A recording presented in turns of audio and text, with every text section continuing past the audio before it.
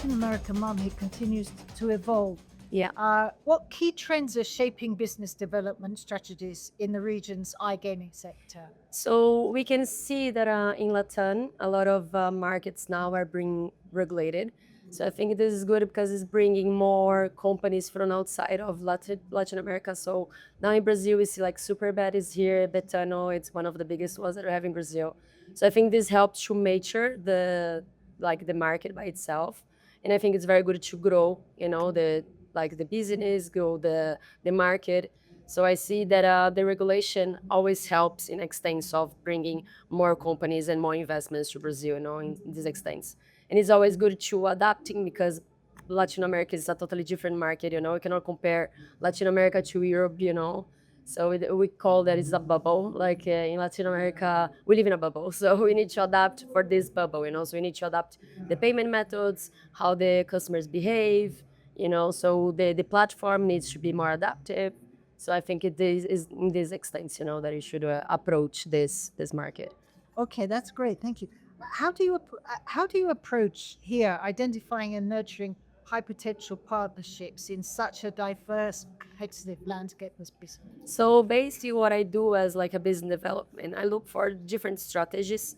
So I chase popularity. So which one is the biggest one in Brazil? Which one that are the customers looking for, like the games? And then like also I approach these guys. I show myself as like very transparent. I'm very like sympathy. I like to meet people. I believe a lot in like in good connections and good relationships. So I think this is what make me a different person. Like when I approach these operators and I go to them, I show myself. I don't hide it. So they know that they're gonna find out which person it is. Very transparent and use a lot of sympathy, and that's it. So I think it's how I approach them, like in like general, like how can I say, all these operators, they are big, so we need to go with certain like attitude, to them. So it's how I approach myself, with attitude, with a lot of sympathy, kindness, and basically like that's it. Do you think that Brazil, speaking specifically about Brazil, is a Yeah. new market and it's a very Yes. fast growing market, Yes. and Brazil and Brazilians Yes. are not what everybody might imagine. There are different ways of appealing to people. Yes. Yes. Yes. Do Yes. you think that it's very important for any business that wants to grow here to understand the particular Particularly, traits, yeah. traços of For the sure. I think there is even like so I nowadays I live in Portugal, and we are like same language and everything, but we're different. So even like for Europeans when they come here, then sometimes they don't understand the market. So when a Brazilian approach another Brazilian is much easier, because we understand each other, we understand the culture. So it do make a difference. So I think that's why so many companies now they're basing themselves here, like hiring people in Brazil because it's important to have someone that is here that can go contact direct these operators, talk to them their own language. And I think this for sure makes a total difference. Can you talk to me about two or three of the differences involved in doing business with Brazilians as opposed to, for example, doing business with Europeans? Yes, 100%. So basically, like, as Brazilians, we like to talk about like family, about us, about our business. We talk like so many things until you really start to deal like with business. So it's very important to be very patient. I would say we have our own time. So sometimes when let's say you book a meeting with European, if you say 2 p.m., it's gonna be 2 p.m. But if Brazilian, if you book 2, it's gonna be 2:30, 3 o'clock. So they have their own specific time.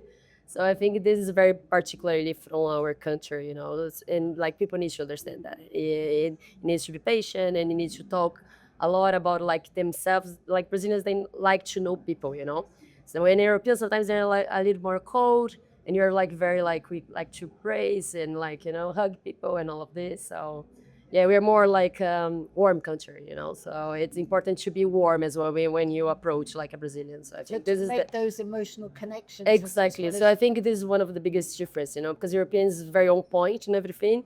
In Brazilian, we like to discuss, like to talk, present themselves, be warm. So I think yeah, I think this is one of the biggest differences. I think it's very important for other people from outside of Brazil to understand. Exactly. Yes. Yes. Yes. So, from your perspective, what are the biggest growth enablers for companies looking to expand across Brazil and Latam? Yeah, as we've been talking so about the culture and all of this, so I think it's very important to understand the behavior of the customers here. So I believe that you need to have a very flexible and adaptive platform. As we mentioned, like in Europe, it's totally different in Brazil. So you need to adapt to how the culture works here, how the behavior are here. So Brazilians, they really like to gambling, but they like to have everything for free. So we need to give a lot of bonuses to attract this type of clients, you know. So I would say that this would be the most approach and the best approach for Brazilians, you know. And then of course working rotation, we really like a good customer support, customer service, you know. So I think this is one of our key points to attract in rotation like customers in Brazil. So we need to be very like a supportive in terms of customer support. You know, we like to be very attentive. You know, like we don't like people that don't give, like you know, like a shit for us. Let's say sorry for that. You know, exactly. So we need people that are really like kind of like embrace us and like give a good support and like understand our needs and all of this. You know, so I think this is one of the key points for handle Brazilian customers. And finally, looking ahead, what innovations or shifts do you believe will define how development teams operate in the gaming industry? So we are now facing the regulation, you know. So it's a big change for Brazil. Like it's we are not used of that. It's not like Europe that all the countries know about the regulation. They get adapted like very easily, you know. They know that they need to provide documents. They know that they need to pass through compliance and all of this. And in Brazil, this is all new. Like Brazilians are not used to that, you know. And you're not a country that you like to give documents because they have a lot of scams everywhere. So it's very difficult, you know, for Brazilians to understand that. So they normally they wanna skip or avoid this type of things, but it's important now that they start to understand how the process needs to work. I think it's gonna be a couple of months until you settle on that. But I see Brazil as one very big hype and very trendy now, and everyone is looking to Brazil. And I see in terms of population, all of this as like one of the huge market that we're gonna have like for the next like probably like years, you know, because in Europe is everything for so many years like settle and everything works so well, you know. So it's time now to look like outside of the box, you know. So I see Brazil as a very big country to pop now, Africa, you know. So let's see how it's gonna work for Latin as well. We have like Peru now with regulation as well, Colombia that has been with regulation like for quite of a long time. So yeah, I think we can looking forward to a very good like marketing Latin to tackle. Just one last question. Yeah. Do you feel, for example, companies that have bases in Europe or in the United States that want to break into the Brazilian market, Yeah. how do you think those companies will deal with the way that the law works here in Brazil, for example? Because the law in Brazil is extremely complicated. It is. It is. And so It's compliance as I say, like we live in a bubble. Everything is different. yeah, but how do you think those well-established companies will find dealing with Yes, it's what I mentioned. Like I believe if you really want to work here and operate in Brazil, you need to sell like an operational like business here, you know, because then you're gonna pay taxes here, you're gonna understand how the laws work, you know, and then you're gonna see how you can settle your company, hire employees here. Because as I said, it's totally different, you know, and it's quite of difficult for Europeans and like people from other countries to understand how the regulations in Brazil works, how the law works, you know. So when you're based here, you're gonna have your Brazilian accountant. You're gonna have like your Brazilian like lawyer and all of this to help you. You know, if you're like outside, you're not gonna get the same. You know, you're not gonna get the same instructions. You're not gonna get the same like guidance. I would say.